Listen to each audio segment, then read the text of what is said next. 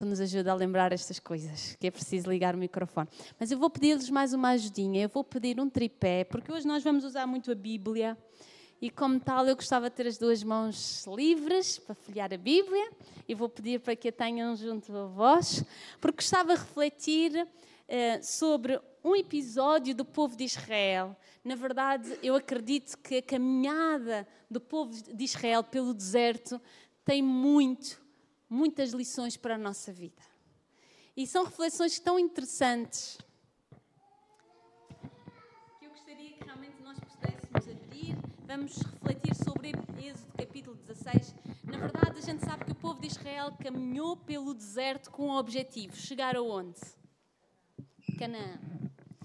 E eu acredito que nós estamos num período da nossa história, e tal como nós vimos na escola sabatina e ao longo deste trimestre, estamos a caminhar num período em que enfrentamos desertos. Muitos de nós estamos a enfrentar dificuldades, tal como o povo de Israel atravessou na sua caminhada pelo deserto. Mas a maravilhosa certeza que nós temos é que Deus nunca os abandonou. Deus esteve com eles em todos os momentos. E Deus deu instruções ao povo de Israel para que eles pudessem em prática na sua caminhada, que eu acredito que se nós as adotarmos, a trazermos para a nossa vida, a nossa caminhada pelo deserto rumo à Canaã celestial, será mais fácil. Eu gostava que nós abríssemos em Êxodo e nós vamos refletir sobre Êxodo capítulo 16, mas vamos só percorrer um pouco pela história dos capítulos anteriores. Sabemos que o povo de Israel era cativo no Egito, e ali no Egito eles tinham uma vida bem tranquila. O que é que acham? Não. A mudança do faraó fez com que o povo de Israel tivesse uma vida dura e pesada, de trabalhos forçados. E Deus não queria aquela opressão, o cativeiro para o seu povo. Deus tinha o sonho de libertar o povo de Israel. Então nós vamos ver entre o capítulo 7 e o capítulo 13 a forma milagrosa como Deus libertou o povo. Foi impressionante. O seu líder, Moisés, escolhido por Deus, falava com Deus. Deus dizia que ia cair uma praga e o que é que acontecia? Cumpria-se. Ele falava ao faraó e aquela praga acontecia. A segunda praga, Moisés voltava a falava com o faraó e o que acontecia? A palavra de Deus através de Moisés cumpria-se fielmente, praga após praga. O povo de ver a forma como Deus estava a atuar. Ao final das 10 pragas, realmente o povo sai do Egito, aquela multidão de cerca de 600 mil homens, sem contar com crianças e mulheres. Nós sabemos bem, em torno de quantas pessoas é que estavam ali? É que saíram do Egito. Pensa-se que mais mulheres e crianças rondavam entre os 2 milhões e 3 milhões de pessoas. 2 milhões e meio de pessoas, possivelmente, não sabemos ao certo, mas possivelmente saíram de forma milagrosa do povo do Egito. No capítulo 14, o povo enfrenta outra entrave. Tinha um exército enorme atrás deles. Já imaginaram correr com crianças? Atrás e com animais? A semana passada, os tições estiveram no acampamento e sabemos que houve um desafio numa das unidades que tinha crianças pequeninas. Eu, quando cheguei ao pé das monitoras que estavam a acompanhar essas crianças, eu vi a dificuldade delas. É dizer, não tem sido fácil. Queríamos que isto fosse mais rápido, mas nós não conseguimos. Imaginem o que é 2 milhões e meio de pessoas com um exército atrás e um mar à frente. Mas o que aconteceu? Um milagre do nosso Deus. Abriu-se o mar vermelho e o povo conseguiu atravessar e o inimigo daquele povo foi todo destruído. Chegamos ao capítulo 15 e o povo realmente reconheceu com cânticos de louvor, junto com Moisés, todo o povo cantou e ele cantou o que estava escrito no versículo 18. O Senhor reinará eterna e perpetuamente. Oh, como bom é nós termos do nosso lado este nosso Deus Todo-Poderoso, que opera milagre após milagre, que nos livra da perseguição, que supra as nossas necessidades. Eles reconheceram que Deus é o nosso Rei. E queremos que Ele seja nosso Rei por quanto tempo? perpetuamente, para a eternidade. Já imaginaram o revivamento que aquele povo teve quando atravessou o Mar Vermelho? Ai, que maravilhoso! E que decisão maravilhosa foi esta do povo de Israel. Mas eu agora gostava que nós abríssemos a Bíblia, capítulo 15, versículo 22. E vemos o povo de Israel junto ao Mar Vermelho. E Moisés chamou-os para começar a sua caminhada pelo deserto de Sur. Então, Êxodo, capítulo 15, versículo 22 e 24. E diz assim: Depois fez Moisés partir os israelitas do Mar Vermelho e saíram ao deserto de Sur e andaram 3 dias no deserto. Quantos dias eles já estavam a caminhar no deserto? Há 3 dias. E não acharam água. Então chegaram a Mara, mas não puderam beber as águas de Mara, porque eram amargas.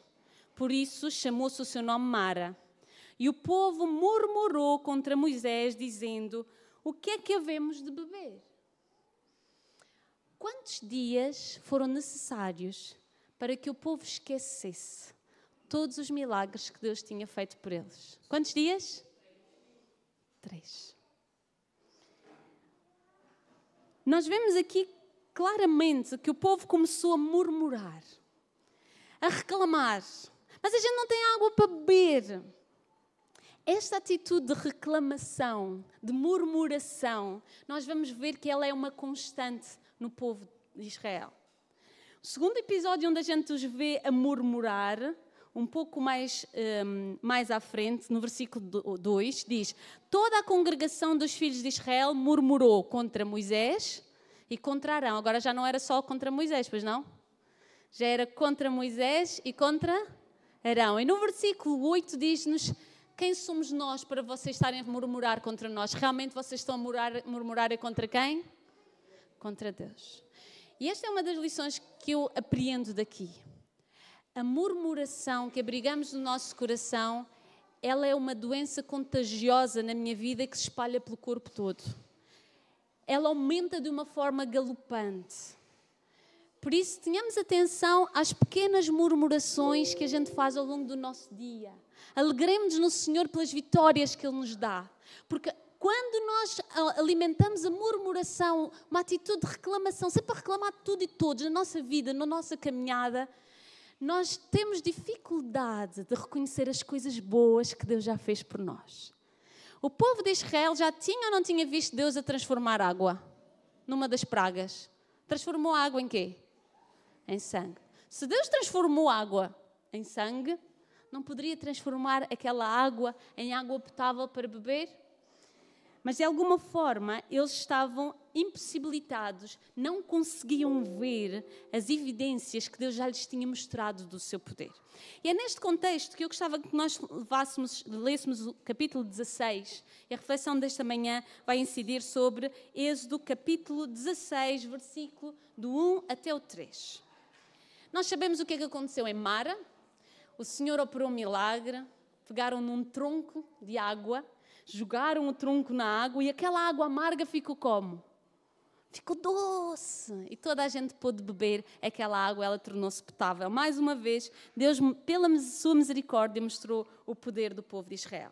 E diz-nos: E partidos de Elim, depois de terem visto outra operação do poder de Deus, toda a congregação dos filhos de Israel veio ao deserto de Sim, que está entre Elim e Sinai, aos 15 dias do mês segundo. Então, depois de eles terem saído da terra do Egito, passou-se um mês e mais 15 dias, um mês e meio depois de eles terem saído do Egito. E toda a congregação dos filhos de Israel murmurou contra Moisés e contra Arão. Novamente, a atitude de murmuração no povo de Israel. E os filhos de Israel disseram-lhe: Quem dera que nós morrêssemos por mão do Senhor na terra do Egito, quando estávamos sentados junto às panelas de carne, quando comíamos pão até fartar, porque nos tendes tirado para este deserto, para matar-nos de fome a toda esta multidão? O que é que vocês sentiriam se vocês ouvissem, depois de terem feito tanto por aquele povo, se fossem Deus a salvá-los do Egito, ouvissem que eles diziam: Nós antes estávamos sentados juntos às panelas de carne. Era esta a realidade do povo de Israel no Egito? Assim parece que eles só tinham comida abundante, tinham uma vida boa. Era assim? Eles eram escravizados. A gente vê a situação que aconteceu com Moisés. Moisés sentiu-se injustiçado por um egípcio ter batido de forma tão agressiva num hebreu. Eles eram fortemente agredidos para fazerem aquele trabalho. Mas naquele momento, eles não conseguiam ver o que é que se tinha passado no passado. Eles só queriam ver o que lhes estava a faltar. E naquele momento eles queriam carne. E não tinham. E queriam outra coisa. E queriam comer. Ellen White tem um texto muito interessante no livro de Patriarcas e Profetas. E eu vou passar a ler. Não haviam, por enquanto, sofrido fome. Porquê é que o povo estava a pedir comida? Será que eles já estavam a passar fome? Eles tinham levado suprimento. Eles não estavam a passar fome. Suas necessidades presentes eram supridas. Mas eles temiam pelo futuro. Não compreendiam como é que essas extensas multidões deveriam manter-se nas suas viagens pelo deserto e a imaginação viam os seus filhos a perecer de fome. Eles já estavam a sofrer porque na sua imaginação eles estavam a pensar que o povo ia passar fome. Eles estavam a sofrer e a pedir comida não porque eles precisassem, mas porque eles temiam pelo futuro. E, na verdade, eu acredito que esta é uma das primeiras lições que eu gostava que nós aprendêssemos com o povo de Israel. Este era o tempo de aprender a confiar.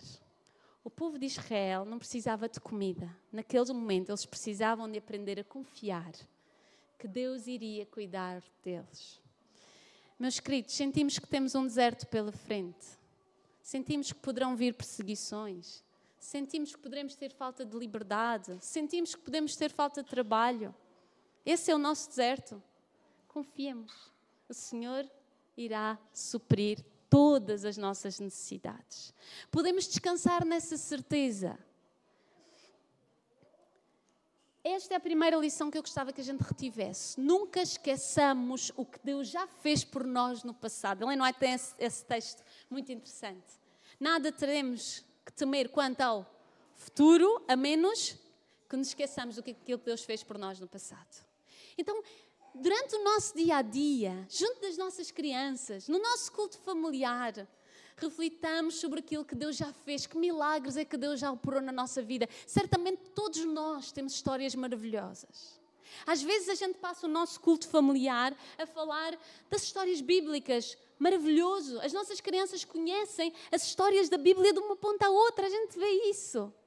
Mas será que elas conhecem a história daquilo que Deus faz na vida da nossa família hoje? Partilhemos isso. Partilhemos aos nossos filhos como é que a gente se converteu. Como é que Deus tem operado. Pequenas coisas. Deus é o mesmo Deus no passado e é o mesmo Deus hoje em dia. Vocês sabem que pequenas coisinhas, às vezes a gente vê, Deus continua presente. Ainda há tempos eu estava em casa e a minha mãe esteve comigo e foi para casa de autocarro. Ela chegou a casa e disse: filha, eu perdi o meu cartão de cidadão. Eu não sei, acho que estava no bolso e eu não sei o que é que eu fiz, mas deve ter caído do bolso. Eu não sei onde é que ele está. E disse: mãe, esteja descansada que eu vou à paragem procurar. E eu saí de casa, fui à paragem onde ela esteve, procurei por todo o lado, procurei no café à frente, encontrei o cartão de cidadão, não. Mas eu ainda estava ao telefone e a minha mãe ouvia a campainha de casa a tocar. Plim, plim. E o meu pai até brincou: olha, é o cartão de cidadão que vai ter a casa. Irmãos, era o meu vizinho, o vizinho da minha mãe. Estava a tocar a campainha com o cartão de cidadão dela na mão. Ele dizia assim: olha, eu vi no autocarro a seguir e vi este cartão no chão. Quando olhei para o chão, eu vi a sua fotografia. Então vim entregar. Já antes da minha mãe ter consciência que ela precisava de ajuda, Deus já tinha resolvido o problema.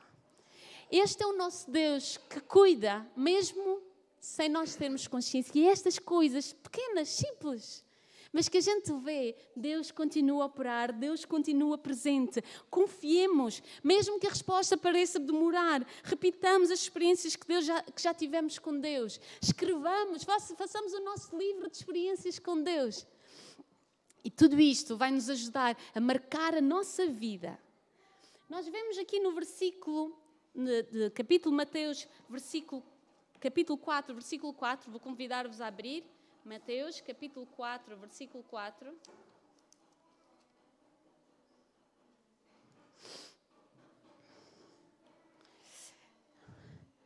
E aqui eu queria tirar uma outra analogia sobre o que é que este maná, este pão que desceu do céu, pode representar. A gente sabe que o povo reclama e Deus, na infinita misericórdia, diz: pronto, vocês querem comida, eu vou-vos mandar comida.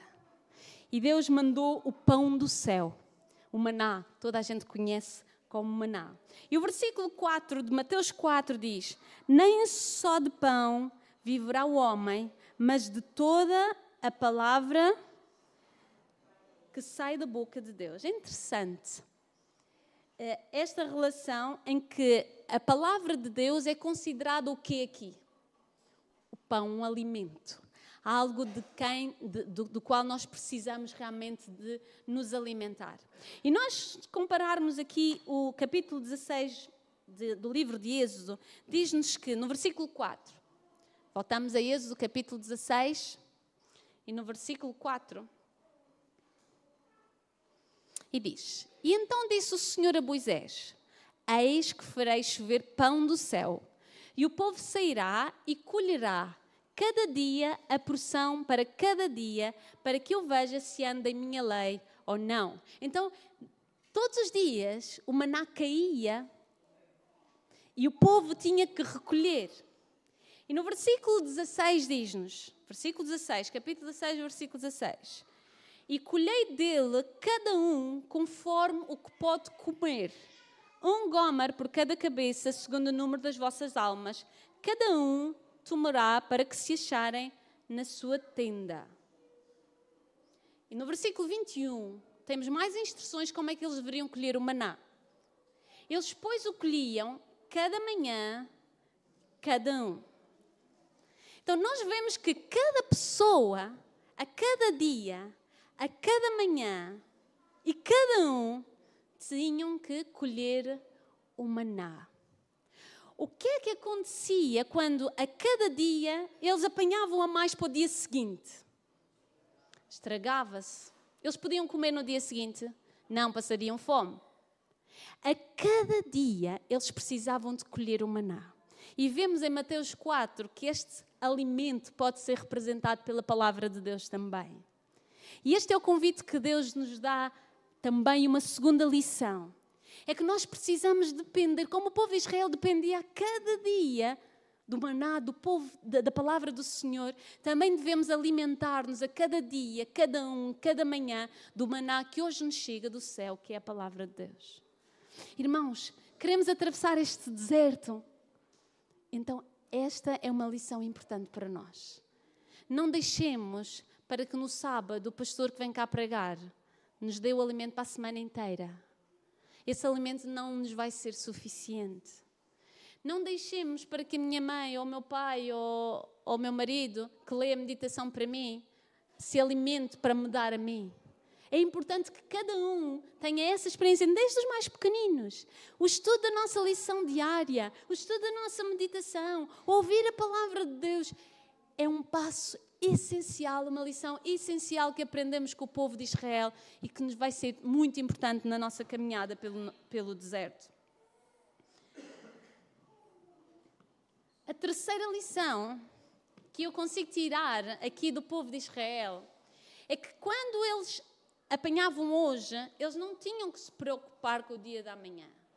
Eles não tinham que colher em dobro, no dia seguinte ele cairia. Mas havia um dia que não caía. Qual era o dia que não caía? À sexta-feira caía a dobrar em dobro e ao sábado o maná não caía. Então, nós vemos aqui um ato de confiança, de fé. Meus queridos, e o povo de Israel teve que aprender isso logo no início da sua caminhada. Logo no início da sua caminhada. Ou eles aprendiam a confiar, a depender de Deus, a descansar, e tudo o resto Deus faria. Ou eles estariam a levar sobre os seus ombros um fardo demasiado pesado, que os faria dificultar ainda mais o deserto que eles tinham pela frente. Não te preocupes com o amanhã. Hoje Deus está-me a dizer: Filipa, não te preocupes. Hoje eu cuido de ti. Está aqui a comida para hoje. Hoje eu cuido da tua família. Não te preocupes com o futuro. E o sábado é sem dúvida também um dia de confiança. Um dia em que nós podemos exercer a nossa fé. para fazer crescer essa confiança. Sinto que alguns irmãos têm trabalho e empresas próprias. O sentir que fecham a porta ao sábado para poder adorar a Deus e pensar que no domingo os clientes vão voltar na mesma, apesar da porta ter estado fechada, é um ato de confiança. E muitos de nós temos essa experiência. No final do sábado, Deus vai mostrar que ainda cuida de nós. E Deus vai continuar a operar grandes coisas. Não é em vão que a quarta lição desta mensagem esteja relacionada com o sábado. Nós vemos que no tempo do fim, qual será o sinal que marca aquele povo que é fiel e que vai permanecer do lado de Deus? Qual é o sinal? É o sábado. É um sinal de obediência. E também o foi para o povo de Israel na sua travessia no deserto. E é também um sinal para nós. Por isso não negligenciemos este dia. Senhor, o que é este sábado eu posso fazer para adorar-te em glória e em verdade? Na verdade, não vos inquieteis com o dia da manhã. Todos conhecemos este texto, Mateus 6,34. Não vos inquieteis, pois, pelo dia da manhã, porque o dia da manhã cuidará de si mesmo. Basta a cada dia o seu mal. Conseguimos imaginar, não sei se foi a bateria ou se fui eu que... Okay. Conseguimos imaginar a quantidade de maná que caía por dia? O ato de confiança. Um gomer era 1/10 do efa. Poderia representar, considerando o maná com a densidade da farinha, mais ou menos. Poderíamos considerar que um gomer eram cerca de 2 quilos. Se eles eram 2.500 milhões de pessoas, quantos quilos caíam por dia? 4.500 toneladas por dia de maná caíam sobre a terra. Já imaginaram isto durante 40 anos? Sabem o que é que me deu? Eu ontem estava a fazer contas em casa e fez-me sorrir. Este é o nosso Deus, o Deus que tudo pode. O Deus que tem poder para alimentar 2,5 milhões de pessoas durante 40 anos. É esse Deus que está no nosso lado e que hoje nos oferece ajuda para caminharmos neste deserto.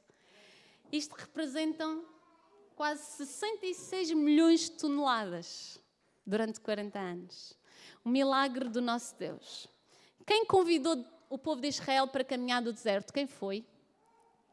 Foi Deus. E eu vi esta frase que eu gostei muito. Where God guides, He provides. Por onde Deus guia, Ele providencia. Somos convidados para estar aqui sentados. Fomos chamados para uma missão. O Senhor providenciará. Descansemos nessa certeza. Que o nosso Deus está atento a todas as nossas necessidades. Houve uma vez um pastor convidou um jovem para ir almoçar num restaurante muito chique. Na verdade, esse jovem estava a passar grandes dilemas. Ele tinha sido convidado para ser pastor, sentia o chamado, mas ele depois fazia contas à vida e depois dizia: Senhor, como é que eu vou estudar e fazer teologia se eu depois não consigo sustentar a minha família? Como é que eu vou, com o ordenado do pastor, sustentar e ter os bens que a gente realmente necessita? E esse pastor o convidou para esse restaurante, muito chique. E quando chegou ao fim, o pastor olhou para ele e disse: agora podes pagar o jantar. E ele: pastor, mas foi o pastor que convidou, não tenho dinheiro para pagar isto. E ele disse: aí está a tua resposta. Quem convida, paga. Se Deus te convidou para algo desafiante, Ele já providenciou. Êxodo 16, 22, e está aqui a quarta lição. Primeiro, nunca esqueçamos o que o Senhor fez por nós no passado. Memorizemos aquilo que Deus fez. Segundo, alimentemos-nos a cada dia. cada um, a cada manhã da palavra de Deus. Não nos preocupemos com o dia da manhã, confiemos. E quarto, descansemos no dia de sábado, adoremos a Deus em espírito e em verdade. Tudo isto irá renovar as nossas energias na nossa caminhada. Parece que a gente olha à nossa volta e vê as pessoas que correm e nunca param. Estão esgotadas. O burnout é a notícia do dia. Meus queridos, e é verdade, é natural. E as pessoas lá fora estão a precisar de ouvir esta mensagem. Que existe um Deus todo-poderoso que as pode ajudar nos seus desafios. Basta que eles o procurem, basta que eles se alimentem da sua palavra, que confiem, que encontrem também a bênção do sábado, descansar no dia do sábado. Há pequenas coisas que nós nunca vamos conseguir explicar aos outros, a não ser que as vivamos.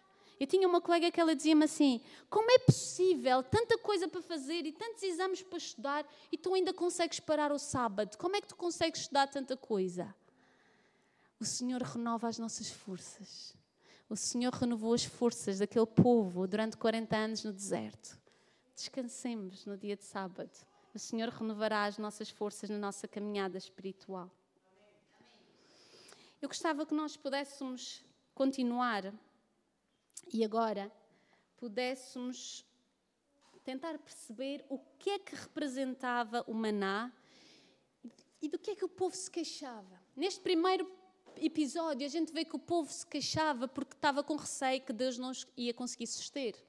E Deus, na infinita misericórdia, deu-lhes o maná, deu-lhes o pão do céu. E vamos ver agora um pouco mais à frente. Estamos a falar de um período de cerca de 2, 3 anos depois. Números, capítulo 11, versículo 4 a 6. Versículo 4 a 6. Números, capítulo 11. E o vulgo que estava no meio deles, o povo que estava no meio deles, veio a ter um grande desejo. Oh, não. Pelo que os filhos de Israel tornaram a fazer o quê? Tornaram a chorar e disseram, quem é que nos dará a carne a comer? Lembramos-nos dos peixes que no Egito comíamos de graça, dos pepinos, dos melões, dos porros, das cebolas e dos alhos. Nunca imaginei alguém reclamar com saudades de cebola. Eu não gosto nada de cebola. Mas agora a nossa alma se seca. Coisa nenhuma há, senão este maná diante dos nossos olhos. Eles estavam a reclamar daquilo que Deus tinha enviado, do maná. Salmos 78, 24... diz-nos uma descrição, o salmista descreve o maná e diz, e fizeste chover sobre eles o maná para comerem e lhe tivesse dado o trigo de onde? Do céu. Há outros diz o pão dos anjos. O povo de Israel durante aqueles anos teve o privilégio de comer o pão do céu. Já imaginaram como é que vai ser as uvas no céu? Deve ser uma coisa com um sabor maravilhoso. Já imaginamos como é que vai ser o pão no céu? Meus queridos, mas aquele povo chegou a Números, passado um tempo daquela caminhada, começou a reclamar do sabor do maná, o sabor do pão do céu, um pouco mais de 2 anos. E o que eles tinham saudades? Cebolas e alhos. Às vezes nós somos assim. Deus dá-nos coisas maravilhosas, mas temos saudades de coisas que não são assim tão boas. Deus coloca-nos um banquete diariamente, através da palavra do Senhor, nesse encontro diário que Ele quer para nós. Ele coloca-nos um banquete que nos vai alimentar e dar forças para esta caminhada. Mas a gente continua a querer alimentar-se de lixo. Na verdade, o que aconteceu com os egípcios é que eles estavam fora do Egito, mas o Egito ainda estava dentro do coração daquele povo. E às vezes é isso que nos acontece, sejamos sinceros. Às vezes há coisas que ainda nos prendem ao Egito, de onde Deus nos tirou. Mas é essa a lição que a gente pode aprender com o povo de Israel e que Deus quer fazer em nós. Deus quer que a gente aprenda a gostar das coisas do céu, a alimentar-nos do que é bom para nós. Quanto mais nos alimentarmos do lixo, menos vamos gostar dos alimentos do céu. Todos já devemos ter tido essa experiência. Aquelas tardes inteiras de inverno a ver uma série. Conseguem ler a Bíblia ao final do dia? Depois de um dia inteiro a ver televisão? A gente não se sente vontade. E há fases na nossa vida que poderemos não sentir vontade. E o que é que fazemos? Desistimos? Não. O Senhor quer nos educar o nosso paladar. Como é que a gente educa o paladar das crianças? Olha, vou dizer, minha sobrinha gosta muito de pizza. Tem 2 anos. E ao pequeno almoço, se a gente perguntar, querida, o que é que tu queres comer? E ela diz, pizza. Damaris, ao almoço, o que é que queres comer? Pizza. Ela adora pizza. É o melhor para ela? Não é. Então, o que é que nós temos que fazer com a Damaris para que ela comece a comer e a gostar de outras coisas? Provar. Pequenas coisas. E depois vai aumentando mais um bocadinho, mas temos que provar, certo? Sim, que é para a gente aprender a gostar das coisas que são saudáveis, para nos darem força. Por muito que a gente, às vezes, não ache assim tão interessante, à medida que nós nos alimentamos da palavra do Senhor, à medida que nós passamos mais tempo com o nosso Deus, o Senhor tem transformações guardadas para o nosso coração. Por isso, se esta é uma fase em que a gente sente menos apetite, dediquemos tempo ao Senhor. E Ele vai nos ensinar a educar o nosso paladar. Eu não consigo pôr uma criança a gostar a comer de sopa logo à primeira, possivelmente, se ela não gosta. É com o tempo. Eu realmente não comia cebola, nunca. Eu agora, a cebola roxa já como e como com vontade. Por isso, com o tempo, o Senhor pode modificar a nossa disposição. Então, nós vemos aqui um texto que Deus tinha um propósito especial no livro de Conselhos sobre o Regime Alimentar, que Deus tinha um propósito especial ao ter escolhido o maná. Ou seja, Ele sabia que o povo estava habituado à carne e ao peixe no Egito, mas Deus queria muito mais. Deus queria transformar o corpo, mas Deus queria transformar a mente daquele povo, para que ele pudesse estar mais sensível a ouvir o que Deus tinha para eles, a serem orientados e guiados por Deus. Eu gostava de ler umas partes deste texto que está no livro Conselhos sobre o Regime Alimentar. O Senhor disse claramente ao seu povo que lhes viriam todas as bênçãos caso eles guardassem os seus mandamentos. Advertiu-os por meio de Moisés no deserto, especificando que a saúde seria a recompensa da obediência. O estado da mente tem grandemente que ver com a saúde do corpo e, em especial, com a saúde dos órgãos digestivos. Isto não é interessante e poderoso? Às vezes já sabemos isto há anos, mas pôr em prática custa-nos. Mas também temos um Deus todo-poderoso que tudo pode, que aqui está. Em geral, o Senhor não proveu carne ao seu povo no deserto porque sabia que esse regime suscitaria doença e insubordinação. A fim de modificar a disposição e levar as mais altas faculdades do espírito e exercício ativo, Deus tirou a carne dos animais mortos, deu-lhes o pão dos anjos, o maná do céu. Então havia um propósito para o qual o Senhor tinha enviado o maná. Era uma alimentação mais saudável, porque quando nós cuidamos do nosso corpo, nós estamos a cuidar da nossa mente, pela qual o nosso Deus se manifesta, o nosso Deus se comunica. E lembremos sempre desta frase: nunca aprenderemos a apreciar o que é do alto e nunca vou conseguir apreciar o que é do céu se passamos o dia a contemplar o Egito. Então passemos mais tempo a alimentar-nos fisicamente e espiritualmente das coisas que realmente são saudáveis, das coisas que nos nutrem. Então até aqui vimos 5 lições. Primeiro, não vamos esquecer aquilo que Deus já fez por nós. Segundo, boa alimentação, não só uma vez por semana, cada dia, a cada manhã. Terceira lição, não nos preocupemos com o dia da manhã. Quarta, guardemos o dia de sábado. O Senhor tem energias renovadas neste dia para cada um de nós. E quinta lição, eduquemos a nossa mente a gostar das coisas que são celestiais. João capítulo 6 faz um paralelismo fabuloso entre... Já vimos um paralelismo que a Bíblia nos apresenta entre o maná e a palavra de Deus.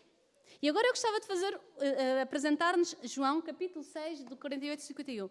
Outro paralelismo com o maná. O que é que o maná representava? Eu creio que todos nós já sabemos a resposta. O maná apontava para quem?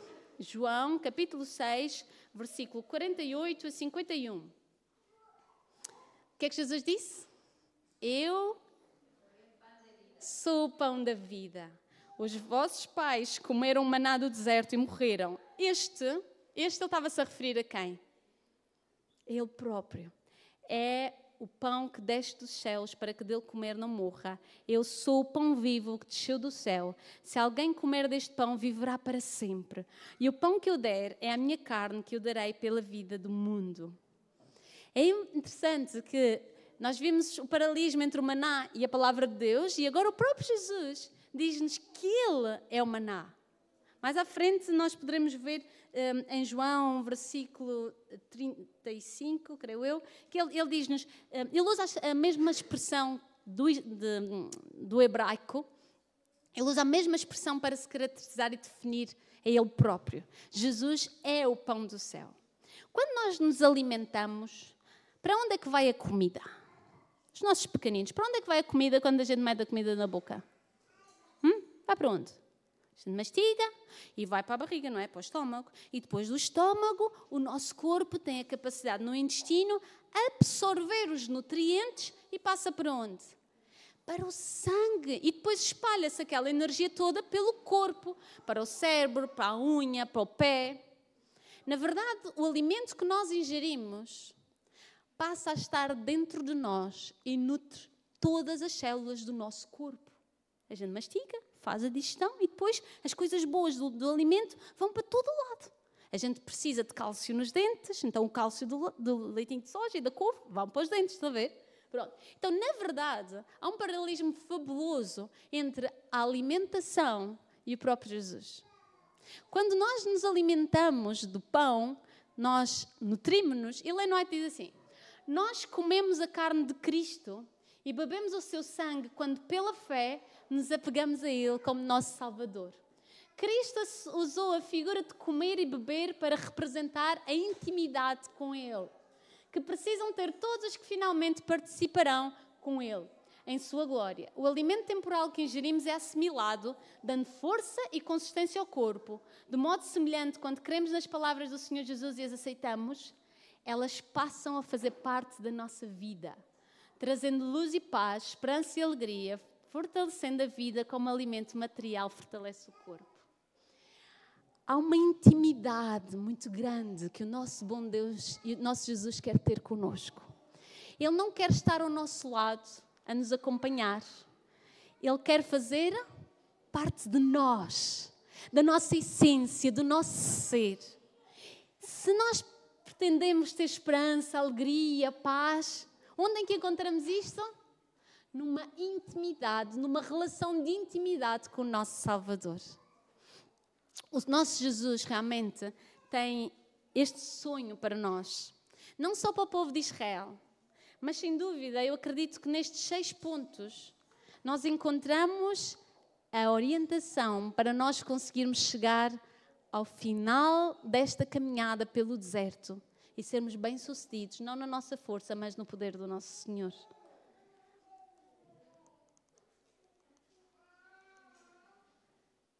Quando Jesus disse, eu sou o pão da vida, aquele que vem a mim, ele usou esta expressão, aquelas representações estão lá em cima, man, é como se diz maná no povo de Israel. Mas eu gostava que nós lêssemos João, capítulo 16, versículo 15, e vamos ver a reação, Êxodo, capítulo 16, versículo 15. Vamos ver a reação do povo de Israel quando olhou para o maná. Como é que eles o chamaram?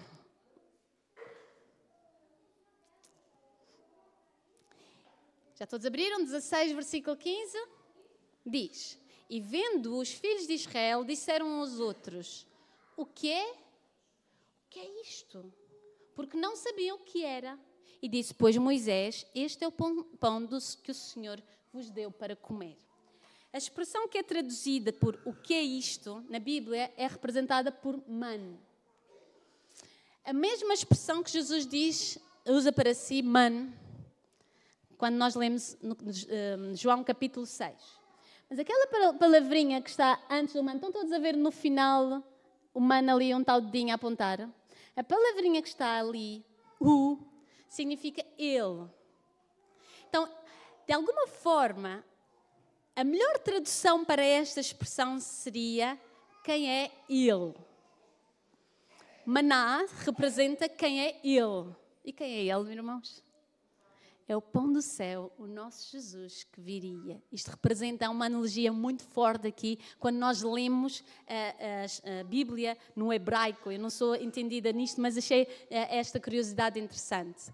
Então, quando os discípulos diziam quando o povo de Israel olhava para o maná e diziam todos os dias quem é ele, eles estavam-se a referir ao maná e estavam a lembrar-se que um dia o maná, o pão do céu, iria vir. Mas eu acho muito interessante o que nós poderemos ver a primeira vez que o povo olha para aquele espetáculo real de toneladas daquele maná espalhado pelo chão. Conseguem imaginar estar naquele dia ali? E eles olham e admirados dizem: uau, o que é isto? Uau, o que é ele? O que é isto que vai realmente nos alimentar? Queridos, qual a nossa reação quando nós vimos a forma como Deus já nos mostrou e já mudou o nosso caráter? Sentem que Deus já mudou muitas coisas na vossa vida? Uau, o que é isto que Deus está a fazer na minha vida? Quando nós olhamos para o plano da salvação e vemos Deus a vir, Jesus a vir a este mundo para morrer por nós, qual é a nossa reação? Quando o pão do céu veio para me salvar. Que seja como o povo de Israel. Uau, o que é isto? Quando nós vemos como Deus cuida da nossa família no mais pequenino detalhe e nos supra as nossas necessidades. Uau, o que é isto?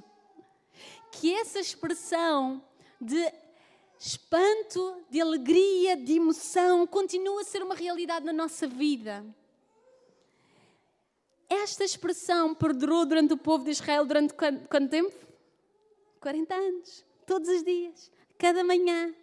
Então, já foste buscar, uau, o que é isto para comermos? Vamos cozinhar, uau, o que é isto? Que todos os dias nós possamos continuar a ficar deslumbrados com o que Deus tem para fazer na nossa vida. E vou passar para terminar com Josué, capítulo 5, versículo 12.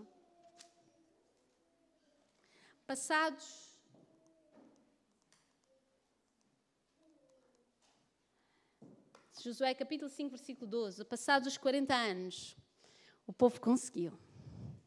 O povo todos os dias ia buscar alimentar-se do maná. Foi-se lembrando das coisas que Deus tinha para eles. E com tropeços, mas com avanços, eles conseguiram chegar, outra geração, mas o povo conseguiu chegar a Canaã. Josué, capítulo 5, versículo 12 diz: E cessou o maná no dia seguinte, depois que comeram do trigo da terra do ano antecedente. E os filhos de Israel não tiveram mais maná, porém no mesmo ano comeram das novidades da terra de Canaã. Até o fim, o Senhor esteve com eles. Até o fim, Deus manifestou a todos os dias a sua provisão, a forma como Deus cuida do seu povo. Um dia nós chegaremos a Canaã. Hoje não conhecemos tudo. Paulo dizia, hoje conheço em parte, mas quando vier o que é perfeito, conhecerei também como sou conhecido. Um dia conheceremos e perceberemos o porquê de passarmos tantas coisas nesta terra. Um dia não cairá mais maná pela forma como a conhecemos, pela palavra de Deus escrita, mas ouviremos as promessas e a palavra de Deus da boca do próprio Jesus. Quando Jesus voltar e reunir na Canaã celestial, junto à Nova Jerusalém, reunir o seu povo, nós podemos ouvir Jesus a falar pessoalmente. Esse é o desejo que o Senhor tem para cada um de nós. Mas não estamos sozinhos nesta caminhada. Ele prometeu que estaria pronto para nos ajudar a levantar. Meus queridos, esta pode ser uma travessia dura, mas o Senhor já nos deu indicações de como poderemos conseguir atravessá-la de forma bem-sucedida. Abriguemos no nosso coração esta alegria, porque estamos quase no lar. Não estamos longe. E a alegria que nos dá é que continuamos a não estar sós. O Senhor continua conosco. Acatemos no nosso coração as orientações que Ele nos dá. Voltemos-nos para a palavra do Senhor, porque Ele chama-nos hoje para fazer parte deste povo. Ele chama-nos hoje para um reavivamento. Ele chama-nos hoje para termos uma relação de intimidade com o nosso bom Jesus, ao ponto de que nas nossas entranhas esteja o desejo de ver Jesus voltar. Façamos parte deste movimento que se começa a levantar, irmãos. Sabemos que no tempo do fim, o que é que acontecerá? Um derramamento do Espírito Santo em grande medida. E já começamos, eu sinto que já começamos a ver reavivamentos pelo mundo inteiro. Quando nós tivemos o pastor Natanael aqui no verão, creio que foi no verão, lembram-se dele ter pregado aqui do púlpito sobre a campanha que existiria na Papua Nova Guiné, onde mobilizaria todos os pastores ali, ou grande parte dos pastores ali da Austrália. E eu fiquei emocionada quando vi as notícias. Foi ali na Papua Nova Guiné, em Mini, ou em Port Moresby, que milhares de pessoas disseram sim, eu quero fazer parte deste povo, eu quero me preparar para a Canaã Celestial. Nós vimos, quem dirigiu esta campanha foi o pastor Ted Wilson. Apesar das suas falhas, é um homem usado por Deus e foi usado por Deus nesta campanha. O pastor Ted Wilson, presidente da Associação Geral, apresentou a série e 3.708 pessoas foram batizadas durante o programa 16 noites. Além disso, como de alguma forma o final de uma campanha que durou vários meses, 3.000 batismos ocorreram naquela praia em Moresby. Houve histórias de chefes de tráfico que queimaram plantações de droga sendo batizados. Houve prisioneiros que responderam a chamados. Aldeias inteiras que se declararam adventistas. Curas de pessoas que compreenderam a apresentação do Evangelho nas suas próprias línguas. Houve um derramamento em grande medida. Irmãos, eu não estou a falar de há muito... Foi mês passado. Esta semana chamou-me a atenção também, em África, 2.309 batismos no Oceano Índico. E amém, que louvor seja dado. O reavivamento do povo do Senhor está-se a levantar. E eu quero fazer parte desse povo que está levantado em pé, a dizer, ora vem Senhor Jesus, eu quero estar lá. Estamos às portas da Canaã. Temos deserto ainda pela frente. Poderemos ter, meus irmãos. Mas o Senhor continua com a sua promessa bem firme, bem alicerçada. E queremos todos estar abraçados naquele dia em que Jesus vai voltar. E dizermos, Senhor, aqui está os meus filhos, aqui está a família que Tu me deste. Aqui está os meus irmãos que Tu me deste para que eu pudesse cuidar deles. Sim, porque nós somos responsáveis uns pelos outros nesta caminhada cristã.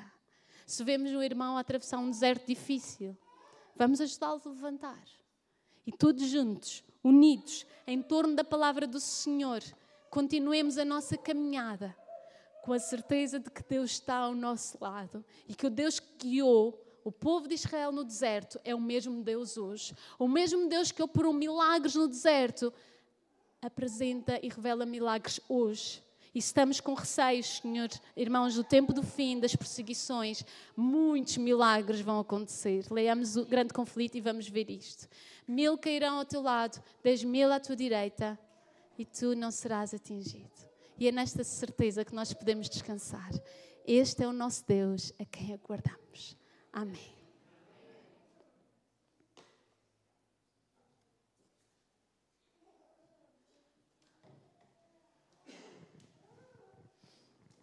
Vamos terminar o culto desta manhã louvando ao Senhor o hino 497, 497.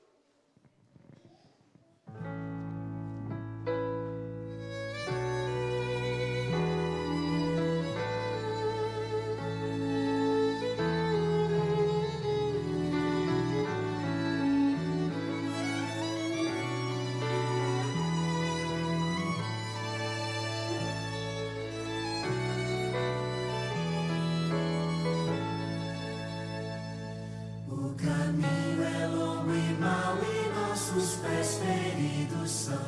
Ainda é longe Canaã, ainda é longe Canaã. No deserto anelamos, mas de Deus a proteção. Estará ainda longe Canaã. Estamos fracos, tão cansados. Já viajamos por desertos, somos sol abrasador. Estamos fracos, tão cansados. Estará ainda longe Canaã. Nós seguimos por desertos o caminho do cristão. Ainda é longe Canaã, ainda é longe Canaã. Quantas vezes é escassa nossa água e nosso pão. Estará ainda longe Canaã. Estamos fracos, tão cansados. Já viajamos por desertos, somos sol abrasador. Estamos fracos, tão cansados. Estará ainda longe Canaã. Quantas vezes ansiamos por um lar de paz e amor. Ainda é longe Canaã, ainda é longe Canaã. Onde não há mais tristezas, não mais lutas, não mais dor. Estará ainda longe Canaã. Estamos fracos, tão cansados. Já viajamos por desertos, somos sol abrasador. Estamos fracos, tão cansados. Estará ainda longe Canaã. Amém. Oremos. Querido e bondoso Pai, esta manhã fazemos esta pergunta: será que ainda está longe? Mas eu sei que Tu já nos deste a resposta. Ora cedo venho. Ajuda-nos a permanecermos firmes. Ajuda-nos e renova as nossas forças. A colocarmos em prática as orientações que Tu tens para cada um de nós. A sermos fiéis, a sermos confiantes, a descansarmos em Ti, a descansarmos nas Tuas promessas e a termos uma intimidade com Cristo tão próxima, que realmente não sejamos nós, mas Cristo em nós, a guiar-nos, a dirigir-nos, a apoiar-nos nas nossas decisões, Senhor. Quero pedir que o Teu Santo Espírito possa ser derramado, Pai, que possamos durante esta semana ter a certeza da Tua presença, que protejas este Teu povo no seu caminho até casa e que a presença do Teu Santo Espírito preencha o nosso coração a ponto de a transbordarmos para as pessoas que estão ao nosso redor, levando outros a se prepararem para este encontro tão especial, a terem força e coragem para enfrentar os seus desertos e a certeza de que Tu estás conosco até a consumação dos séculos. Obrigada, Senhor, por esta mensagem particular que está na Tua palavra. É o que eu peço e agradeço no nome de Jesus. Amém.